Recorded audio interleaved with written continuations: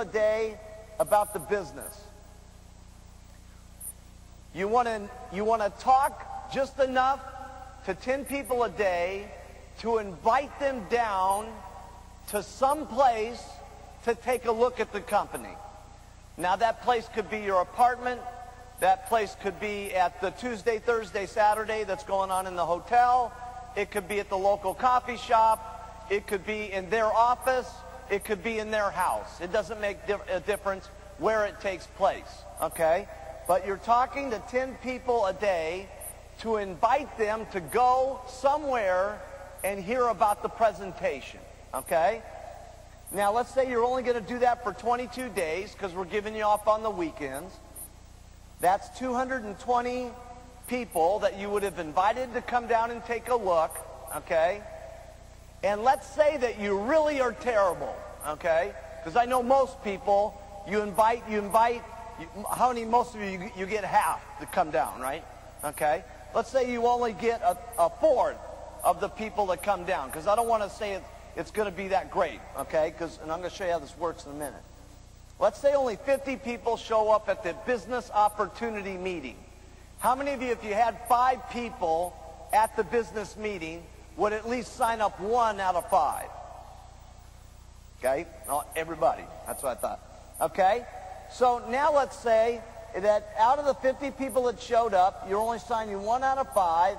So that gives you 10 first-line distributors a month, and that's what you want to have. Now, maybe every month is not like this, but this is generally the plan of what you want to have happen. And the reason that you want to have this plan is consistency month after month after month adds up. And here's what I've basically seen with recruiting 10, okay? And sometimes you get better odds. Sometimes you recruit 10, nobody does it, okay? It's just the way it is. That's why you want to be consistent every month. Sometimes you recruit 10, you get 5 supervisors, okay? But most of the time what happens is 3 or 4 of these are going to be wholesale customers. 3 of them will drop out. They won't do anything. And then a couple of them will become what I call the hot distributors, okay? And they say, listen, just tell me what to do. I'll do anything that you say. I want to go. I love everything that I've seen here and stuff, okay? But I want to get back to this plan here just for a second, because you've gotten 10 first-line distributors. We're talking about 2 people that would be hot that would become supervisors. So if you've gotten 2 supervisors during the month, if you did that for 12 months, that would be 24 supervisors. Now we go back to your customer list. Remember, you had 50 customers, okay? Out of 50 customers, I promise you, at least 6 of them will become supervisors, okay? So now you've got another 6 supervisors out of your retail base, which is giving you 30 first-line supervisors for the year. So if you stuck to the 10 plan on talking to people about the product and 10 people a day about the business, you will have at least made $50,000 or more on this the very first year. So 30 first-line supervisors, and you got your 50 customers, and that's made your first year minimum $50,000 or more, okay? But now let's check out what happens the next year. Next year you get another 30 first lines, okay, because you've gotten your 24 by recruiting 10. You've also gotten 50 more customers, so 6 more become supervisor from your customer base. So now you got 30 from last year, and you got 30 supervisors from this year. That's 60 first-line supervisors. One thing that's great about Herbalife is everything is a percentage of everything. In other words, when you go out there and you're talking to people, okay, a certain of the percentage of the people that you talk to are going to say no. A certain percentage of the people are going to say yes. A certain of the percentage of the people that say yes, that get into the company, are going to drop out. A certain percentage of the people that get in are going to be wholesale customers. A certain percentage of the one that get in are going to become supervisors. Then when you start getting supervisors, a certain percentage of those supervisors, they're going to get onto the world team. A certain percentage of the people that get onto the world team are going to become on the get team. A certain percentage of people that get onto the get team are going to get onto the millionaire team. And a certain of the ones that get onto the millionaire team are going to get onto the president's team. Okay? So let's say that out of these 60 first-line supervisors, that only 5 get onto the world team. And then let's say that only 2 get onto the get team, and 1 person gets onto the millionaire team. Now, as a sponsor, you make about 75% of what your first lines make. Okay?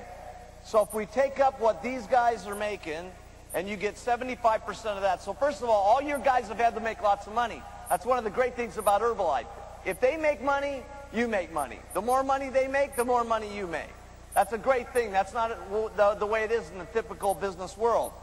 But if you got 60 first-line supervisors and only 5 got the world team, 2 got the get, and 1 got the millionaire, you just qualified for president's team, and you will have made at least $125,000 for that year. Minimum. Minimum.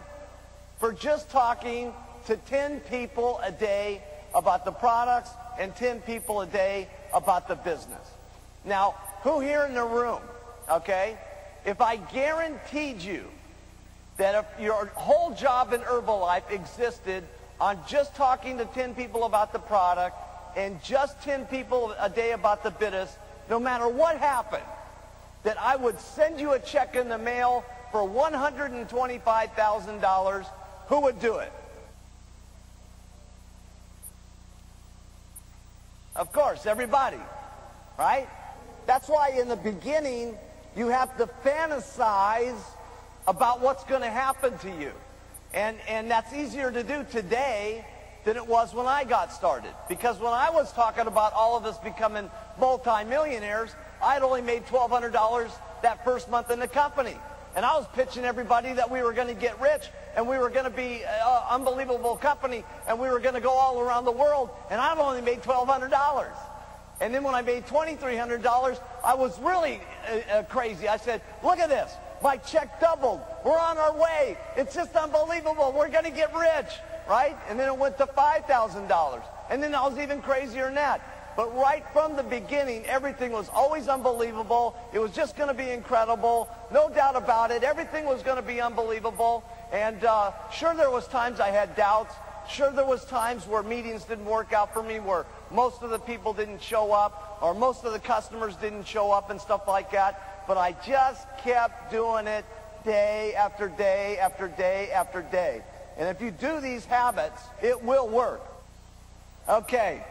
Now, one of the things that was so great about this for me was a couple of things. I was able to get my distributors being honest with themselves about the reality of what was going to happen to them. Okay? Because sometimes people have all these incredible expectations, and then they don't do the job, and they blame everything on all kinds of things that have nothing to do with reality. Okay? Because when it all boils down to it, no matter how much of this training I give you, the bottom line's going to be, other than how you train your distributors, okay, is it's going to be how many people you get into the opportunity. That's going to be the bottom line. Yes, you're going to learn lots more today. Yes, you're going to hear lots more incredible stories. The next time you come to the meeting, when you're new, the more up the ladder you go, the more you hear, and the more that feels right because you've done more. But no question about it, at the end of the day, it's how many people that you get into the opportunity and so on.